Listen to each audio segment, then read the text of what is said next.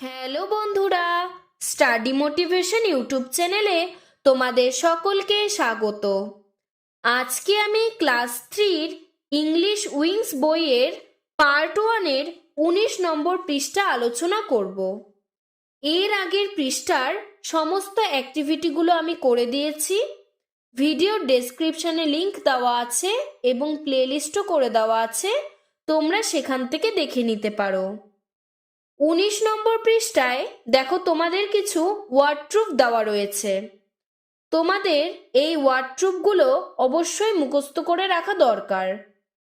দেখো প্রথমে কিছু ওয়ার্ড দেওয়া রয়েছে, তারপরে সিলেবিক ডিভিশন করে দেওয়া রয়েছে, মানে তোমরা কিভাবে উচ্চারণ করবে। তারপরে সেটি দিয়ে একটি বাক্য রচনা করা রয়েছে এবং সবশেষে তার পরিবর্তে তোমরা কোন শব্দ ব্যবহার করতে পারবে এবং তার অর্থ কি সেটি দেওয়া রয়েছে। তো সবার প্রথম শব্দটি ওয়াইলি। ওয়াইলি মানে কৌশলপূর্ণ। ওয়াইলি দিয়ে একটি বাক্য রচনা হলো, the fox is a wily animal. শিয়াল একটি কৌশলপূর্ণ পশু, মানে সে অনেক ট্রিক্স জানে। পাশে দেখো লেখা রয়েছে কানিং আর ফুল অফ ট্রিক্স, এর মানেও কিন্তু কৌশলপূর্ণ। তারপরে দেখো লেখা রয়েছে ফলোয়ার। ফলোয়ার মানে অনুগামী। তুমি যখন কাউকে অনুসরণ করে চলবে, তুমি হচ্ছে তার ফলোয়ার। যেমন দেখো এখানে বাক্য রচনাটি করা রয়েছে, I am A follower of Swami Vivekananda. আমি স্বামী বিবেকানন্দের অনুগামী। ঠিক তেমনি তুমি যাকে স্মরণ করো তার কথা তুমি এখানে লিখতে পারো। রবীন্দ্রনাথ ঠাকুরের কথাও কিন্তু তুমি এখানে লিখতে পারো। এর সমার্থক শব্দগুলি হবে সাপোর্টার অথবা ওয়ান হু লাইক, এর মানেও অনুগামী। তারপরে দেখো লেখা রয়েছে হান্টিং। হান্টিং মানে শিকার করা। বাক্য রচনাটি হলো, the tiger is hunting the deer.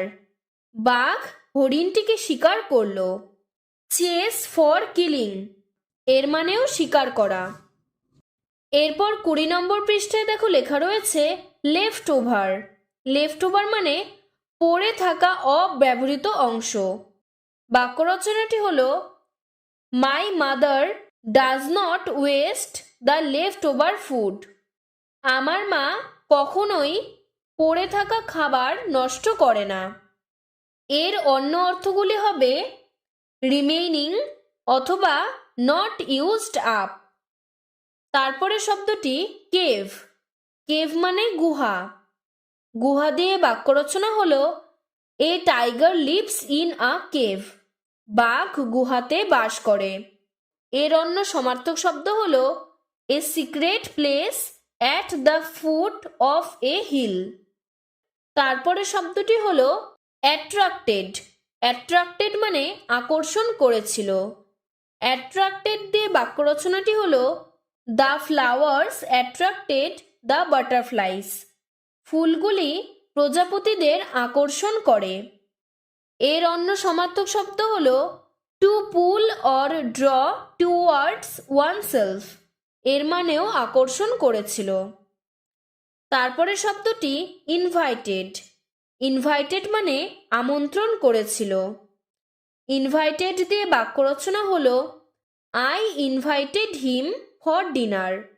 আমি তাকে রাতের খাবারের জন্য আমন্ত্রণ করেছিলাম বা নিমন্ত্রণ করেছিলাম।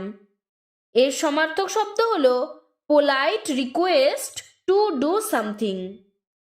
তারপরে শব্দটি হলো ম্যাজেস্টি। ম্যাজেস্টি মানে মহাশয়।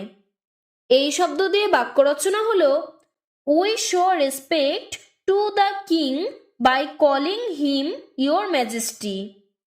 আমরা সবসময় রাজাদের ইয়োর ম্যাজেস্টি বলে সম্বোধন করি। এর অন্য সমার্থক শব্দগুলি হলো ডিগনিটি বা রয়্যাল পাওয়ার। তারপরের শব্দটি হলো রিফিউজড। রিফিউজড মানে অস্বীকার করেছিল। She refused to go to the market. সে বাজারে যেতে অস্বীকার করেছিল। এর অন্য সমার্থক শব্দ হলো ডু নট এগ্রি। তারপরের শব্দটি হলো ইমিডিয়েটলি। ইমিডিয়েটলি মানে সঙ্গে সঙ্গে। The police came immediately after the accident. অ্যাক্সিডেন্টের পর সঙ্গে সঙ্গেই পুলিশ এসে হাজির হলো। এর অন্য সমার্থক শব্দ হলো ইনস্ট্যান্টলি। তারপরে পাউন্সড মানে ঝাঁপিয়ে পড়েছিল। The tiger pounced on the deer. বাঘটি হরিণের ওপর ঝাঁপিয়ে পড়ল। এর অন্য সমার্থক শব্দ হলো ক্লাউড। তারপরের শব্দটি ব্রেভ। ব্রেভ মানে সাহসী। রাজু ইজ এ ব্রেভ বয়। রাজু একজন সাহসী ছেলে। এর অন্য সমার্থক শব্দ হলো হিরোইক অথবা ফেয়ারলেস। তারপরে শব্দটি হলো অ্যাফ্রেইড অফ মানে ভয় পাওয়া। I am not afraid of snake's. আমি সাপকে দেখে ভয় পাই না। এর সমার্থক শব্দ হলো ফিলিং ফেয়ার। তারপরের শব্দটি স্মার্ট। স্মার্ট মানে চালাক চতুর। She is a smart girl. সে একজন চালাক চতুর মেয়ে। এটি দিয়ে সমার্থক শব্দ হলো ক্লেভার অথবা ব্রাইট। তারপরের শব্দটি পা। প মানে থাবা। এ ক্যাট হ্যাজ 4 paws মানে বিড়ালের 4টি থাবা আছে। এটি দিয়ে সমার্থক শব্দ হলো অ্যানিমালস ফুট মানে পশুদের পা। তারপরে শব্দটি হলো উলি। উলি মানে পশমপূর্ণ বা পশমাবৃত। আই হ্যাভ এ উলি ব্ল্যাঙ্কেট। আমার একটি পশমপূর্ণ ব্ল্যাঙ্কেট মানে কম্বল আছে। এটি দিয়ে সমার্থক শব্দ হলো মেড অফ উল। তারপরে শব্দটি হলো জেন্টল মানে ভদ্র বা শান্ত। Mister Roy has gentle nature. Mister Roy একজন শান্ত স্বভাবের মানুষ। এটি দিয়ে সমার্থক শব্দ হলো মিল্ড বা কাইন্ড। সবশেষের শব্দটি হলো ব্যাক। ব্যাক মানে পিছনে। I carry my bag on my back. আমি আমার ব্যাগটিকে পেছনে বহন করি। এর সমার্থক শব্দ হলো বিহাইন্ড। আজকের ভিডিওটি এতটুকুই। তোমাদের যদি ভিডিওটি ভালো লেগে থাকে তাহলে লাইক করে চ্যানেলটিকে সাবস্ক্রাইব করে দেবে। ধন্যবাদ।